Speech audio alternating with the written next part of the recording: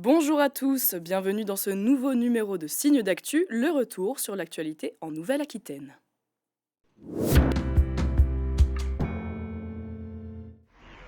Le 22 février dernier, l'élève d'un lycée de la ville de Saint-Jean-de-Luz poignardait en plein cours sa professeure d'espagnol. Touchée à la poitrine, la femme de 52 ans succombait dans les minutes suivantes à ses blessures. 2 jours après les faits, le jeune homme de 16 ans était mis en examen pour assassinat. Placé en détention provisoire dans un établissement pour mineurs, l'adolescent assure avoir été forcé d'agir par une petite voix intérieure, l'incitant à faire du mal. Son avocat décrit un jeune homme perturbé psychologiquement. Un garçon qui faisait l'objet de traitements antidépressifs depuis maintenant quelques mois, suite à une tentative de suicide qui questionne considérablement au regard de ce qui lui est aujourd'hui reproché. La prise en charge était-elle adaptée? Des signes avant-coureurs ont-ils été décelés? Visiblement non. C'est peut-être d'une certaine manière la clé de ce qui s'est passé.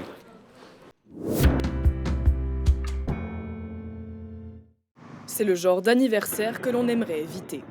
Voilà déjà 1 an que les troupes russes ont envahi l'Ukraine, une guerre qui a obligé bon nombre d'Ukrainiens à fuir leur pays, à l'image de Paulina et Olena.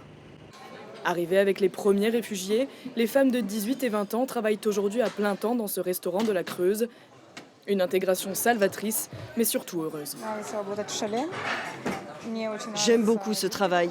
Au début, c'était difficile puisque je ne parlais ni le français ni l'anglais. Mais on a réussi petit à petit à mieux se comprendre avec les cours qu'on a eus. Au départ, c'était quelques heures et maintenant, c'est tous les jeudis, 6 heures de cours intensifs. J'envisage de rester parce que j'aime cet endroit, j'aime ce travail. Les gens ici sont formidables. Au-delà de l'accueil des personnes, les dons de matériel continuent d'affluer depuis la France. Électrocardiogramme, respirateur ou lit de réanimation, l'hôpital de La Rochelle a envoyé l'équivalent de 600 000 € de matériel médical à l'hôpital de Kiev en fin de semaine dernière. Des dons ô combien nécessaires pour le personnel ukrainien. Il faut comprendre que toute l'Ukraine est dans son effort de guerre et qu'aujourd'hui, il n'y a plus de possibilité pour les hôpitaux de renouveler leurs équipements. Cet envoi-là, moi je suis venu avec la liste, on a discuté, il m'a dit mais attendez, mais c'est presque un miracle, de pouvoir faire ça. En plus de l'aide matérielle, le directeur de l'hôpital envisage déjà d'envoyer des soignants en renfort.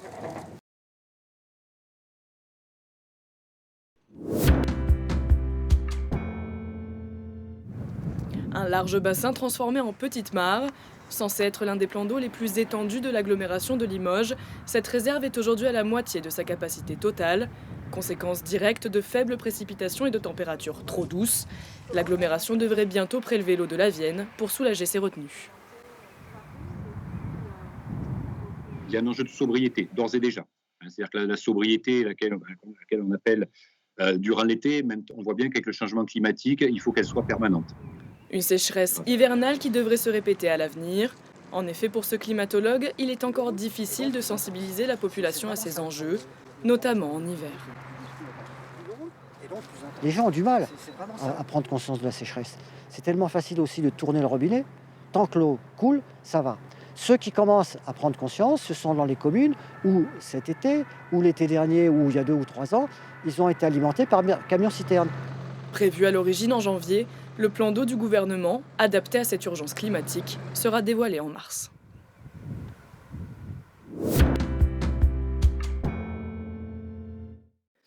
Le salon de l'agriculture, c'est un événement à ne pas manquer pour cet éleveur de la Vienne, très attaché à sa vache favorite. Présenté aux enchères, Océanie a soigneusement préparé l'exercice avec son maître. C'est la 5e fois en 15 ans qu'une bête de ce professionnel est sélectionnée pour la vente, bœuf limousin blason prestige. Un enjeu économique important pour l'agriculteur. Lancé en grande pompe, ce salon est en effet un rendez-vous crucial en termes d'exposition pour la survie du monde agricole.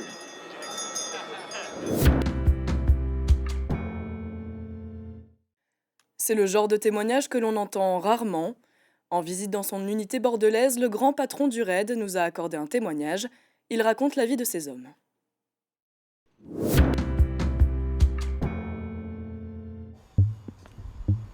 Impossible de dire où nous sommes, la vie d'une vingtaine d'hommes en dépend. Cet agent nous emmène dans la base du RAID en Aquitaine, un lieu tenu secret.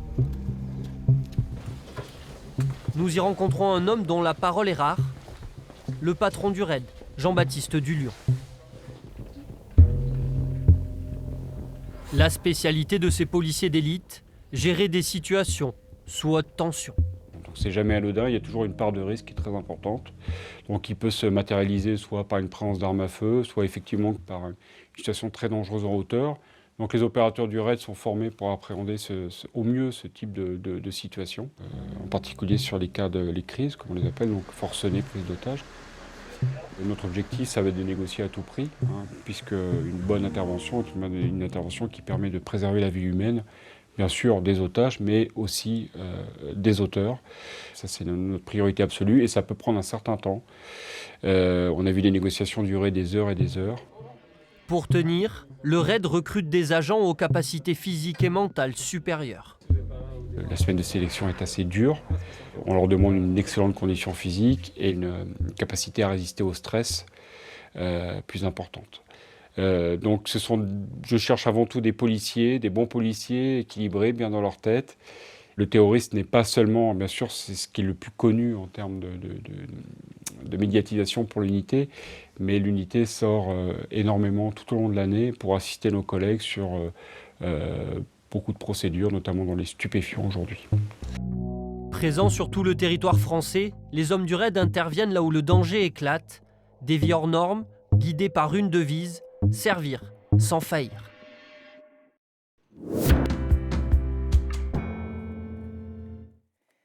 Cette passionnée est l'une des dernières à connaître la recette d'une encre utilisée au Moyen-Âge. Coup de projecteur sur ce travail artisanal exceptionnel.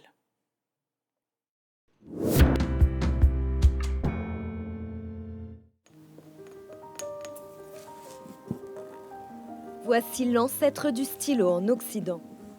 Une plume doit plonger dans cette encre noire appelée métallogallique. Une encre utilisée pendant 600 ans, du XIIe au XIXe siècle. Tout le monde écrivait avec, que ce soit les moines qui copiaient les livres dans les monastères, que ce soit les bourgeois qui savaient écrire, que ce soit les écrivains, les dessinateurs aussi, parce qu'on s'en servait pour dessiner. C'est l'encre qu'a utilisé Léonard de Vinci sur ses dessins, qu'a utilisé Rabelais quand il écrivait. C'est vraiment l'encre que tout le monde utilisait. Si elle plaisait tant, c'est parce que sa fabrication était facile et peu coûteuse. Peu de personnes connaissent encore la recette. Alors il va falloir prendre donc des noix de Galles, donc qui poussent sur les feuilles de chêne, qu'on va venir écraser. Il faut ensuite rajouter de l'eau et laisser les noix macérer pendant une semaine. En macérant le tanin, donc la couleur qui est dans les noix de Galles va venir colorer l'eau. Et ensuite on va venir rajouter donc, dans ce jus de noix de Galles donc, du sel de fer. Et donc en fait quand on va rajouter le fer dedans, ça va devenir noir instantanément. Une encre qui n'a pas que des qualités. Elle ne résiste pas à l'épreuve du temps. C'est une encre qui, quand elle vieillit, se met à traverser le papier. Donc on voit en fait le texte qui apparaît de l'autre côté. Et on a un espèce de voile qui se forme autour des lettres, comme un espèce de halo autour de l'encre. Donc ça, en fait, c'est le fer qui est dans l'encre qui va fuser dans le papier. Cette momerie lyonnaise d'adoption restaure tout type de livres anciens. Ils appartiennent à des particuliers, des collectionneurs ou des antiquaires. Mais elle fait aussi revivre d'autres objets, comme ce globe du 19e siècle. Ce qui est intéressant déjà, c'est de travailler sur du volume, parce que c'est un objet, c'est assez amusant. Et puis de laisser une trace, dirons-nous, sur l'objet, parce que je vais lui permettre de revenir dans un meilleur état, d'être à nouveau un objet entier. Donc c'est laisser un petit morceau de soi-même dans l'histoire qui va venir de l'objet. Élise perpétue l'histoire et prend plaisir à écrire de nouvelles pages. Elle fabrique aussi des boucles d'oreilles, des bagues et des pendentifs en papier, jamais bien loin de sa première passion.